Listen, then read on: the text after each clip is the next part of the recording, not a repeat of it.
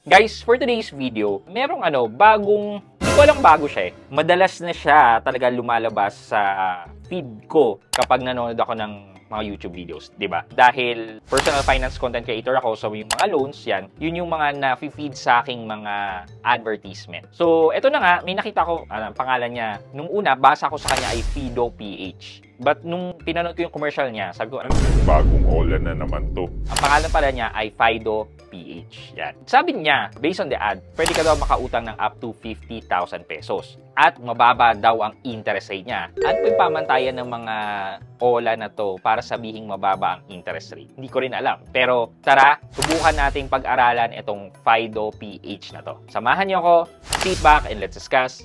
Come here, up.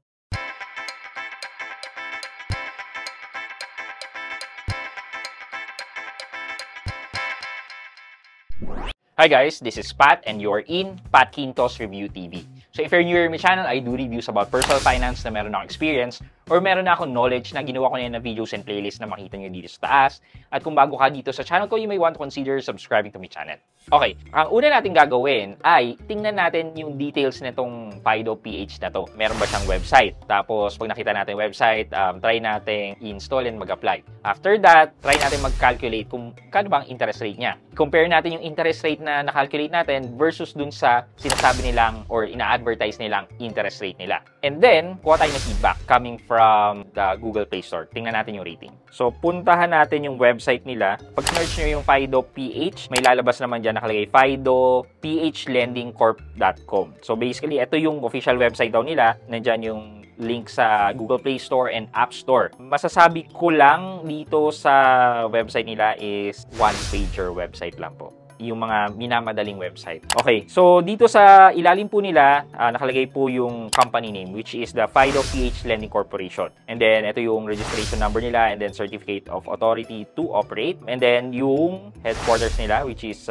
Salcedo Village, Makati. So, i-check po natin to sa SEC website. So, using yung kanilang SEC registration number. Ito po yung lumabas. Fido PH Lending Corporation. And then, yun nga, same yung security number. Date registered daw is 2018 pa. And then, meron silang secondary license. Yung secondary license nila is lending. So, yeah, more on, legit talaga sila. Okay, in terms of documentary requirements. Okay, so now, punta tayo sa App Store or sa Play Store para install and check yung details na nandun. Okay, sabi dito ni Fido PH, Trusted Licensed Lender Instant Cash Solution. 0 collateral required. Submit ID and mobile number. 3 minutes express approval. Complete in as fast as 3 minutes for up to 50,000 credit daw. Lightning fast funding and flexible repayment plan. So, punta tayo sa more. So, ang maximum annual interest rate daw nila ay 36% per annum. Meaning, 3% per month at katumbas niya ang interest rate na pinapataw sa mga credit card for straight purchases. Install po natin yan and then mag-try po tayong mag-apply. Once na na-install nyo na po yan, ito, nakalagay naman po dito, maximum loan amount is 30,000 lang. So, ano ba talaga? Pero pag click nyo po ng apply, hingi na po yung phone number nyo, i-enter nyo po yan, tapos mag-ask po yun ng OTP. After that, hingin po yung GPS location nyo. So, kung gusto nyo po, go ahead. Pero kung nagdadalawang isip po kayo, panoorin nyo po muna itong review ko until the end para makita nyo kung decidido po kayo. Tapos, if in case so, and then mag-go ahead lang kayo doon. Tapos, i-enter nyo yung lahat ng personal information na kailangan po nila. Ayan. Hindi ko na po i-detail masyado kasi for me, I will not help you to get loan sa mga ganitong mga online lending app. But I want to stress out kung okay ba talaga siya o hindi. And then, ingat po kayo ng ID. Provide nyo lang po kung mag-apply po talaga kayo. And then, before you can even submit, manghihingi na po yan ng bank details or electronic wallet kung saan ita-transfer yung pera. After which, last na po ay mag-face verification po. Tapos, sa akin po, in process na matagal, ayan, kung makita nyo, and then, more than 5 minutes pa po talaga. And then, close ko na lang, tapos binalikan ko, nangyari ay not approved po or rejected po ako. And which, I don't mind naman talaga. Ang sabi dito, sorry, your application was not approved due to a low credit score. Please retry after 6/21/2025. Which is, saglit lang. Usually ito, mga 3 months, 6 months. Pero ito, mabilis lang. Nag-manually delete na rin po ako ng aking information. So, ito lang naman po yun. Clinic ko yung manually delete, tapos in-enter ko po yung password, tapos kinonfirm ko po, and then, yun, deleted na po siya.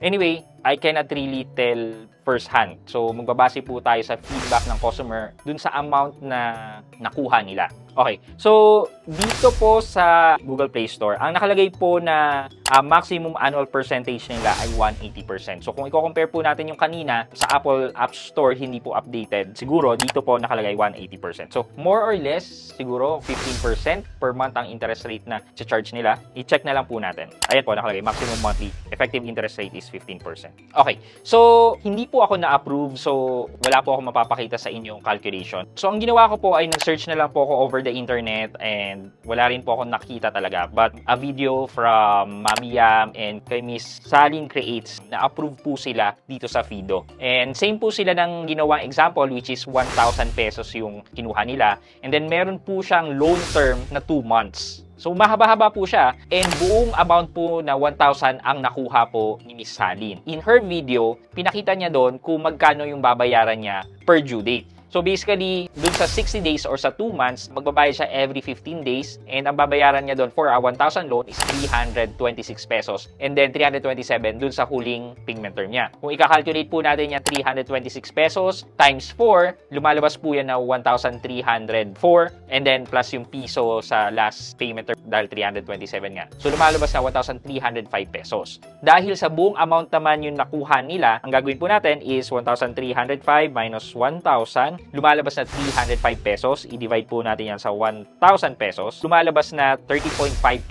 Eh, 2 buwan po to. So, i-divide po natin ito by 2. Lumalabas na 15.25 nga po. So, halos tama po yung sinasabi niya doon sa kanyang about page na around 15% ang effective interest rate niya. And kung kakalculate po natin yung APR, i-multiply po natin yan sa 12, yan, nasa 180% nga po ang kanyang APR. Which is, this is the first time po na isang online lending app na hindi kilala. Kasi 'di ba like si Mabilis Cash, 100 kilala na po 'yun eh. Yung mga maliliit na online lending apps, hindi po ganito eh. So this is my first time na i-calculate and makita na based dun sa nahiram ng other content creator, eh tumutugma po dun sa sinasabi nila. However, basing naman dun sa customer feedback, eh kadalasan po nade-deny, which is katulad ko po, na-deny po ako. I don't know kung pasimula pa lang kasi talaga sila, kasi bago pa lang po tong app eh, and possible na kumukuha pa sila ng mga customer na gagamit ng app nila. Pero yun nga po, kadalasan dito sa mga customer feedback ay mga nagre-reklamo na nire-reject agad. Pero guys, kung makatalisod kayo ng ganitong lending app katulad ni Fido PH na true to the information na sinasabi nila, I guess that is a good start. Pero then again, marami nga talaga ang nade-deny. So, hindi natin alam kung yung information natin ay talaga bang na-delete or hindi. For our question of the day, so, na-deny po ako dito. Ang sabi sa akin ay due to low credit score. But, ang huling check ko ay 1 week ago. Nakaka-good status naman po ang aking credit score. So, for our question of the day, sa tingin nyo po ba, talaga po bang tumitingin itong online lending app na to sa credit score natin? O more on internal evaluation lang po nila ang nangyayari talaga? Let me know sa comment section sa baba at may chance po kayong manalo ng 1,000 pesos sa ating weekly GCash giveaway at syempre, cellphone giveaway for the month of June. Yun lamang po for today's video, but before we end this video, mag-shoutout po muna tayo at shoutout kay Amalia Beloy at Amalia Beloy 4279. Sabi niya, shoutout po, next vlog from Hong Kong. Ayan, umabot na tayo ng Hong Kong. Thank you po kay Miss Amalia Beloy at Amalia Beloy 4279. Maraming salamat po sa panonood at pagsuporta ng aking mga videos. Thank you so much po. I hope you like this video, leave a thumbs up, and if not, wala nang problema dyan, but continue to support me by subscribing to my channel by clicking the subscribe button and also the bell button sa tabi ng subscribe para makareceive kayo ng latest notification sa lahat ng upload ko. Again guys, this is Pat Quinto and you're in Pat Quinto's Review TV. Bye-bye!